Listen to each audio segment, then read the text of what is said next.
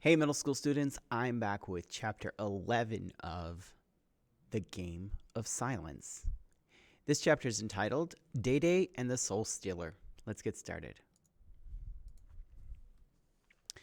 When the snow was deep and there was enough fish caught to feed them all for at least half a turn of the moon, Day Day broke the winter's monotony by visiting with the Stealer of Souls.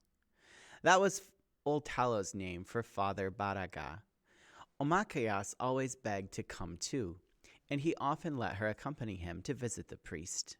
Dede and Omakayas enjoyed Father Baraga's talk, for he did not adhere strictly to the insistent speech he used when he lectured in the praying house. Sometimes Father Baraga talked of the country where he was born far off. There, in a place called Europe, kings and queens ruled, and great wars raged with terrible killing and many horses to carry the Okichidag. The black robe spoke of a country dotted with tiny fenced-off pieces of land where poor people kept gukushag in their houses and slept in their gardens.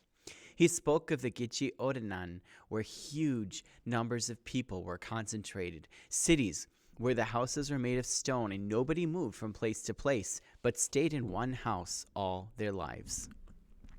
Dede had many questions about these places and smoked his pipe on the ways of this world. He believed it when Father Baraga said that there were more Chimukamanag than the tongue could ever count. Some others did not believe such things, but Dede said that he thought the priest spoke straight. The only thing that annoyed him about the priest was his behavior when they set up the medicine lodges. Baraga refused to go inside.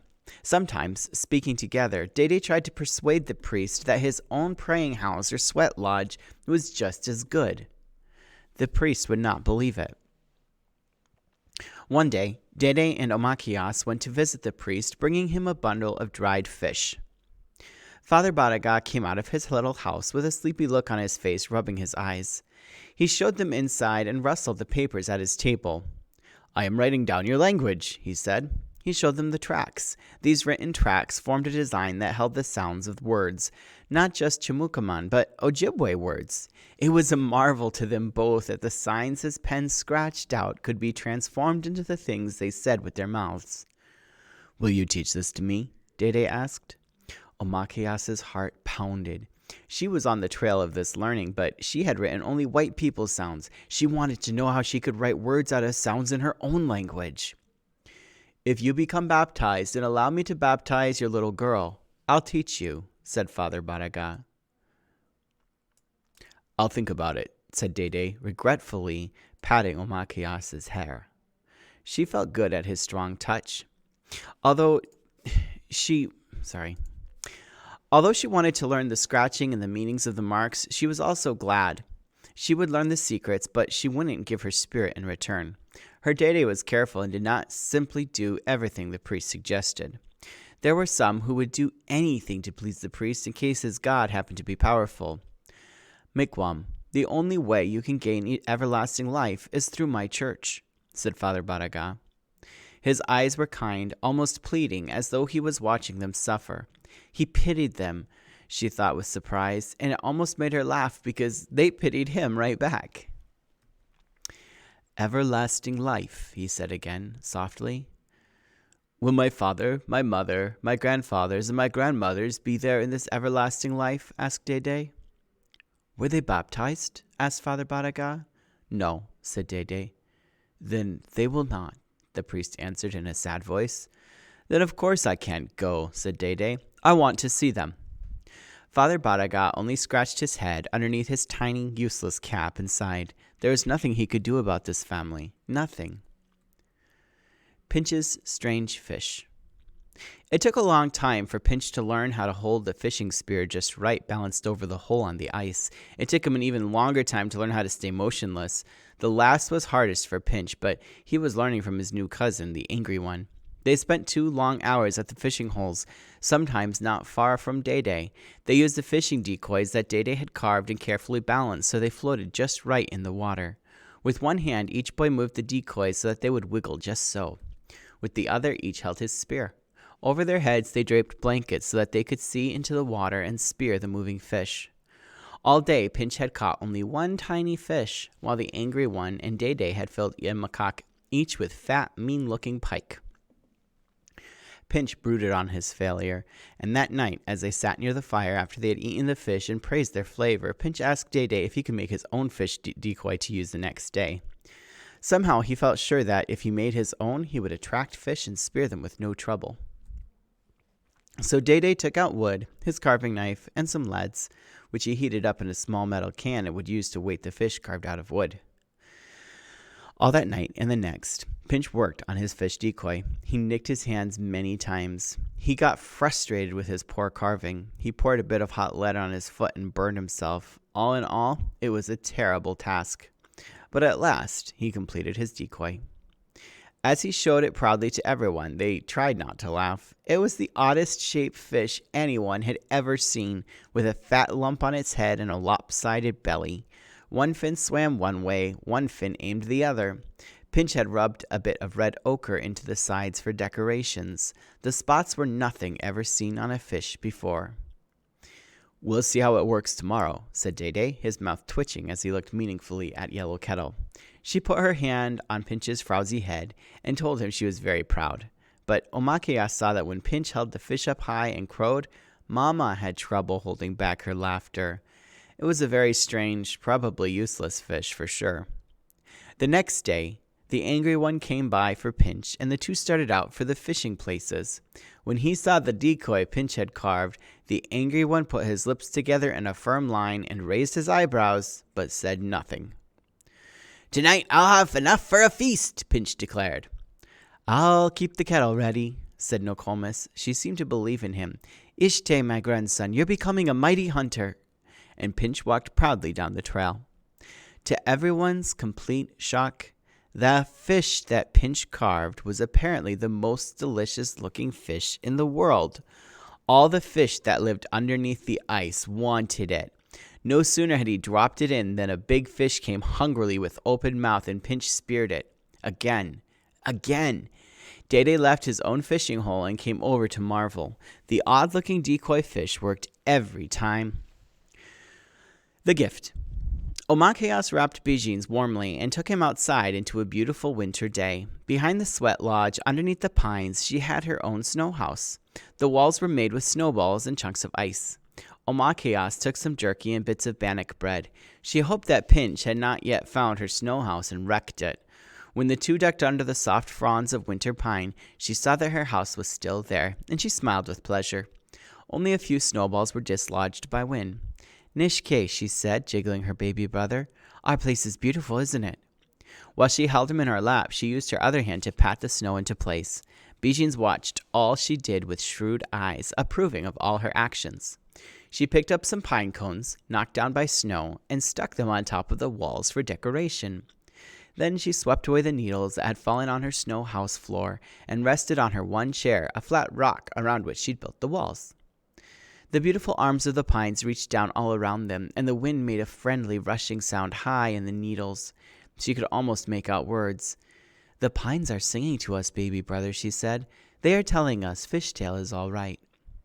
Omakaya said this, although in her heart, she didn't know if it was true or if she just wanted to believe it was true. Bijins looked up into the pine branches as though he understood. He seemed to see something up there. He watched carefully, and then he burst into a babbling song that made Omakayas laugh. The shadows of the moving fronds moved back and forth over his happy face. Omakaya softened bits of bannock and jerky in her own mouth, then put them in his toothless mouth. Whenever he tasted something, his face always registered a look of comical concentration. Yellow Kettle said it was because a baby's taste is very sharp, and usually babies get nothing but mother's milk. Whatever the reason, the look was always hilarious, and now Omakayas could not help but laugh out loud. "Who's in there?" It was the Angry One, come looking for Pinch, probably to throw the snow snakes, or maybe to fish. After all, he carried a long fishing spear on his back and the snow snakes in one chapped and mittenless hand. "I live in here," Omakayas laughed. "Go away." "Sure," said the Angry One, and he actually did go away. Had she imagined his visit? Omakayas poked her head out and looked around. He was just about to vanish into the line of trees on the other side of the clearing. "Come back," she yelled. "I didn't mean it." The Angry One slightly turned and looked directly at the branches from which she was poking her head. He didn't seem to hear her. Then she surprised herself. "What's your real name?" she yelled. "Animakins," he yelled back. His name meant Little Thunder. While Machias was taking this in, he stepped away into the low brush and was gone. Omachias did not visit the snow house again for many days, but when she finally did, she found a gift. On the very end of her snow wall, a little round stone had been placed. It was one of those rare finds that wash in from the deepest parts of the lake. Sometimes, as though taking special care, the waters rolled these stones along the bottom until a perfect sphere was formed. These stones contained protective spirits. She dropped it carefully from one palm to the other, her asin, her stone, and she thought about Little Thunder. He still didn't laugh much or act foolish or tease. That wasn't his way. But some of his sorrow and his anger was gone. He didn't look like steam was rising off the top of his head all of the time. He didn't always frown when people greeted him. Sometimes he smiled, and when he did, what burst from his face was the sunny look and pleasant spirit of the boy he'd been before his mother was killed. The smooth asin rode back and forth, back and forth. How many years had it lain underneath the waves? Let's continue on with the first part of chapter 12.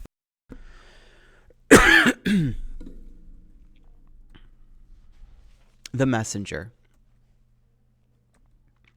Omachias was always to think back on that pair of bloody snowshoes propped up against the door of their cabin.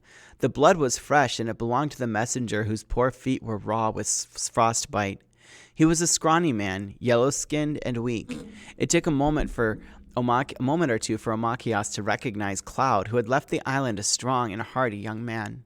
He sat in the warmest places before the fire and hungrily gulped hot soup. The grown-ups around him were very quiet, waiting.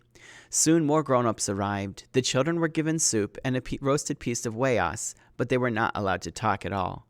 Nokomis sang the Game of Silence song to them, low, and they listened hard for the words.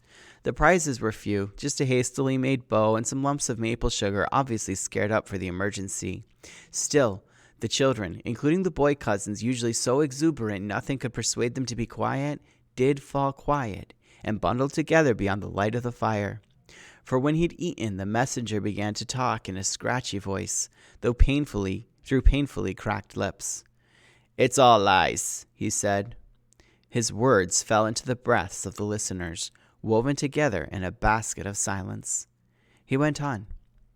"Brothers and sisters, we have looked to the east, we have looked to the south, to the west, to the north.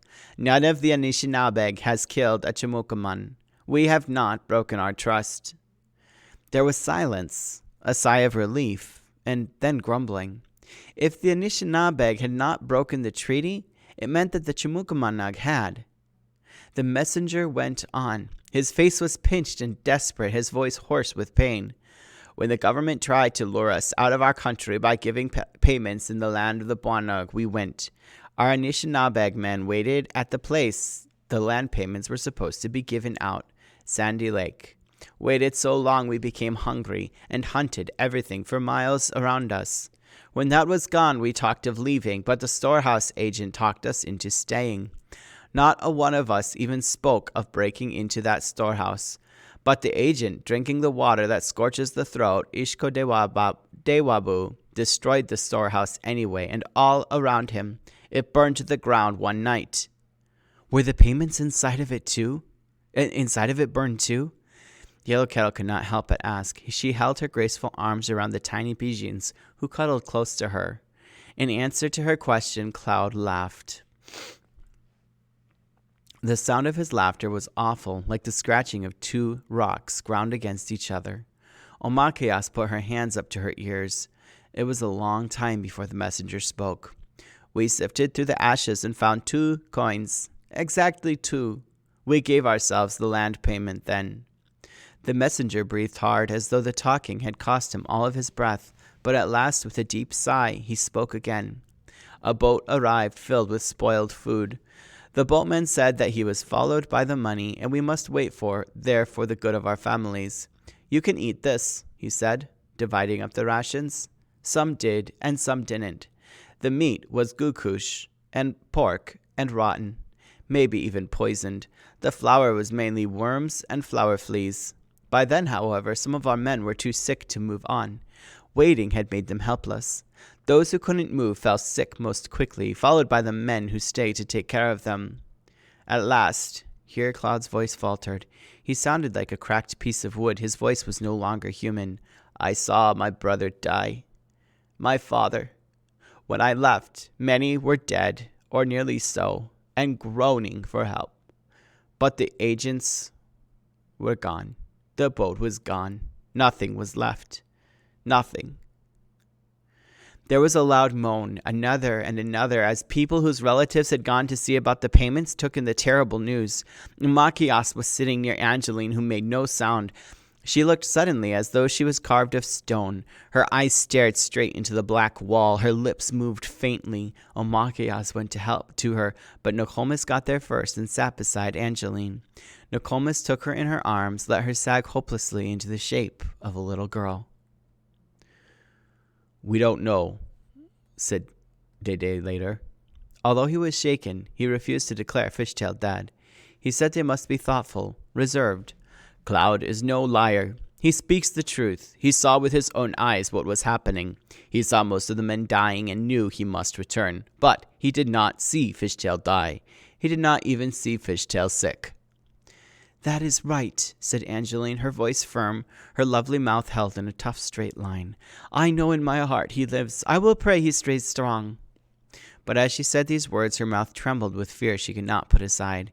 She crept into her blankets, and later, in her sleep, Omachias heard her sister whispering, as though she talked to her loved ones in her dreams. As for Omachias, the next day and the next, her heart was very heavy. She could not keep her thoughts strong. Every so often, when she thought of Fishtail suffering, tears came into her eyes and she ran to Bijins. Omachias decided that she would play with Bijins all day and take care of him. Bijins was the only one who would help her keep her heart hopeful. He had survived after all when everything looked impossible. The woman who had given Bijins to Yellow Kettle said that he'd done nothing to eat for weeks but that he'd had nothing to eat for weeks but water, cedar tea, and a bit of rabbit soup. Yet even without his mother's milk he had lived. Though tiny at first, he was now plump and cheerful, and he knew how to play. Bijins didn't know Fishtail, and he didn't know that people could die. He didn't know that the agents of the government could lie and cheat. He didn't understand what had happened to him in his life. He only knew that he loved Omachias. And that's the end of chapter 12.